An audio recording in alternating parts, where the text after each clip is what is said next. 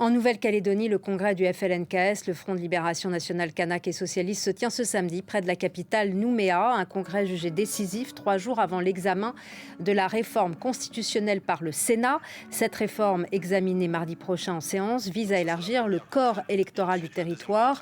Les règles actuelles font que près d'un électeur sur 5 ne peut pas participer aux élections provinciales. Ce sujet hautement sensible divise indépendantistes et non indépendantistes. On retrouve Isabelle Merle, historienne et directrice de recherche au CNRS, spécialiste de l'histoire du Pacifique et plus particulièrement de la Nouvelle-Calédonie. Bonjour.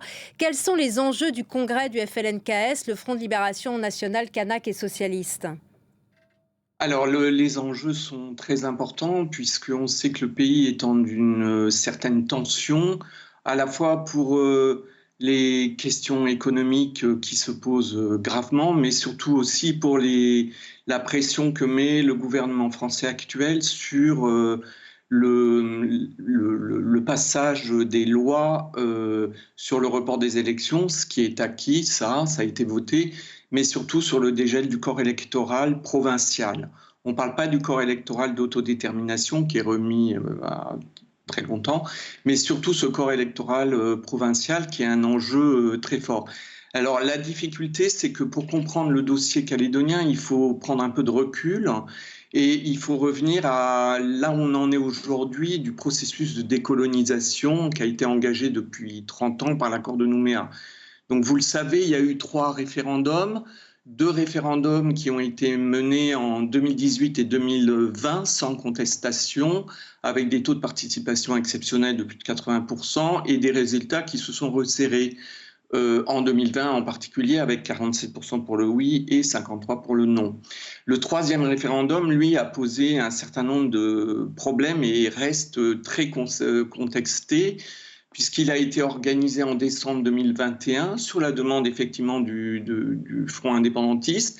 Le problème, c'est que le Covid en Nouvelle-Calédonie est rentré à partir de septembre 2021 et donc la campagne n'a pas pu être organisée du côté indépendantiste, d'où finalement un boycott de conditions puisque le FLNKS avait demandé à reporter ce référendum en 2022. Le gouvernement a voulu le maintenir à cette date dans des conditions qui n'étaient pas du tout bonnes et qui fait que le résultat est mauvais. Donc on part de cette base. Le gouvernement affirme que ce référendum a donné un résultat définitif. Je rappelle que 57% des électeurs se sont abstenus, donc il est politiquement très difficile à défendre en fait, en tous les cas à accepter. Et le gouvernement part du fait que c'est clos, donc l'accord de Nouméa est clos. Et là, c'est la question qui se pose.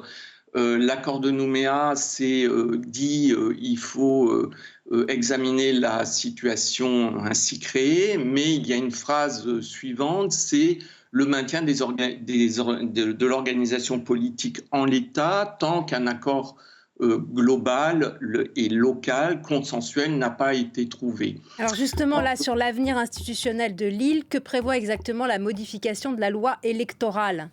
Voilà. Alors la loi électorale, elle prévoit le dégel du corps électoral provincial. Et pour comprendre là dans quoi ça s'inscrit, il faut comprendre que la Nouvelle-Calédonie n'est pas une région anodine de la France hexagonale. C'est une ancienne colonie française qui a été particulièrement marquée par des logiques de peuplement, donc des arrivées de ressortissants français de préférence, c'est ça qu'on privilégiait, avec une politique ouverte et assumée jusque dans les années 70. Donc cette politique visait en fait, après la Seconde Guerre mondiale, en tous les cas, à minoriser le peuple kanak et en particulier les revendications nationalistes qui ont pu naître à partir des années 70-80. Donc ce corps électoral provincial, il a été restreint par l'accord de Nouméa. L'accord de Nouméa, c'est un compromis historique très important pour le pays, puisque prenant fait, enfin, les hommes politiques et les femmes politiques de l'époque ont compris cette spécificité, cette histoire de la Nouvelle-Calédonie et ont accepté de poser un corps électoral restreint qui a été borné par 1998 et qui a évolué jusqu'à 2008 et qui a été gelé par la Constitution, par la réforme constitutionnelle de 2007. L'idée, c'était de construire un socle historique légitime de l'ensemble de la population présente qui était inscrite sur les listes de 1998 pour soutenir des institutions particulières qui ne peuvent pas être réduites à des régions parce qu'elles ont beaucoup plus de pouvoir, c'est-à-dire les assemblées de province qui gèrent énormément de compétences et qui soutiennent une sorte de parlement qu'on appelle le Congrès lui-même, dont procède le gouvernement de la Nouvelle-Calédonie, qui est doté d'une autonomie forte puisqu'il y a eu un transfert de compétences avec l'accord de Nouméa. Donc c'est ce corps électoral gelé qui est actuellement dans le viseur du gouvernement. La question, ce corps électoral peut être en discussion. Il y a des discussions qui sont menées. Du coup, quelle est là où les positions des membres du FLNKS sur la modification de cette loi électorale, sachant que cette réforme ne leur est pas favorable ? Alors, le congrès est en train de se dérouler, donc actuellement, je ne m'avancerai pas sur les résultats, même si on peut anticiper que les lignes pourraient se rapprocher. Du côté de l'Union calédonienne, ils sont contre ce dégel du corps électoral. Du côté du Palika, il y a une discussion sur ce corps électoral. Mais ce que je voudrais préciser, c'est que dans ce corps électoral, il y avait deux soucis. D'un côté, il y a les enfants qui atteignent la majorité, qui sont nés en Nouvelle-Calédonie. Et comme ce corps électoral n'inclut pas d'automaticité, c'est-à-dire que c'est sur demande, il y a eu des soucis d'inscription des jeunes sur ces listes, dont des jeunes Kanaks d'ailleurs, mais aussi des jeunes Calédoniens. Mais ce qui est très problématique et qui tend la situation, c'est ce qu'on appelle un corps électoral glissant à 10 ans que veut mettre le gouvernement, une fois de plus sans accord préalable en amont. C'est ça qui pose véritablement problème parce que le gouvernement passe en force et très vite, selon un calendrier très resserré, avec une épée de Damoclès au 1er juillet 2024 pour faire passer la réforme. Donc une décision qui sera unilatérale, qui viendra de la France, dans une situation où on pouvait espérer des discussions, un partenariat plus consensuel.